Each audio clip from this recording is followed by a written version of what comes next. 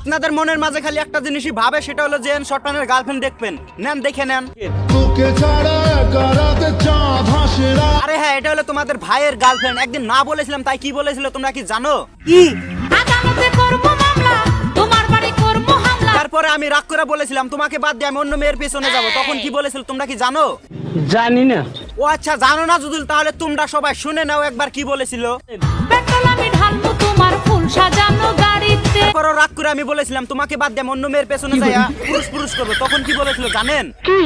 তখন কি বলেছিল আপনারা নিজে একবার শুনে নন, আমি বললে একটু রাগ করবে। আমি আগুন লাগাইয়া দিব নতুন বউয়ের শাড়ি। এবার আপনারাই বলেন যে শর্ট ফানের মিথ্যা ভালোবাসা কেমন লাগতেছে আপনাদের কাছে? চমৎকার লাগতেছে। আরে ভাই, চমৎকার তো লাগবে। এমন একটা সুন্দর মেয়ের প্রেম কাহিনী আমার লগে, তাও মিথ্যা ভালোবাসা, চমৎকার তো লাগবেই ভাই। একটা মিথ্যা নায়কের উত্থান শুনলাম। আরে ভাই, আমার ইউটিউব চ্যানেল, আমার ফেসবুক পেজ, আমার রিলস আপনাদের কাছে ভালো লাগলে অবশ্যই তো সাপোর্ট করবেন। এই দিশটা এখন আমি নিতে পারবো না, তুই যা। আরে না দাদু, আপনাকে আমাকে সাপোর্ট করতে হবে। আর যদি সাপোর্ট না করেন আমি তো মেয়েদেরকে টপাটপ করতে পারবো না। তো মুশারফ ভাই, আপনি সালাম দিয়ে দেন। ও কি গো, কেমন আছো? আশা করি সবাই ভালো আছো। আর যদি ভালো থাকো তাহলে চ্যানেলটা অবশ্যই সাবস্ক্রাইব করে দিয়ে যাও। আজকে এনিকে নিয়ে টপাটপ করা হবে। আমি ভেবেছিলাম এই মেয়েটার পেছনে যায় অনেক বড় মানুষ হয়ে যাবো, সেলিব্রিটি হয়ে যাবো, আমাকে সবাই চিনবে। কিন্তু না, ইনাকে তো 10 জনের সাথে টপাটপ মেরে চলে গেছে অলরেডি। ঠিক বলেছো। তাহলে মুশারফ ভাই, আমি একটা কথা বলি। তাহলে মুশারফ ভাই শুনেন, আমার না রাতে ঘুম আসে না। আমার যদি ওনার নাম্বারটা দিতেন আপনি। না মানে মুশারফ ভাই, আমি হলাম রোস্টার, উনি হলেন নায়িকা। কেন হবে না প্রেম প্রীতির জায়গা? ঠিক বলেছো। একটা মিথ্যা নায়কের উত্থান শুনলাম। আরে না মানে, জীবন ভরে টিকটকারকে দেখলে আমার রাগ উঠতো, কিন্তু এই টিকটকারকে দেখে আমার খালি একটাই মনে ইচ্ছা যে টপাটপ কবে করতে পারবো। বলেন কি?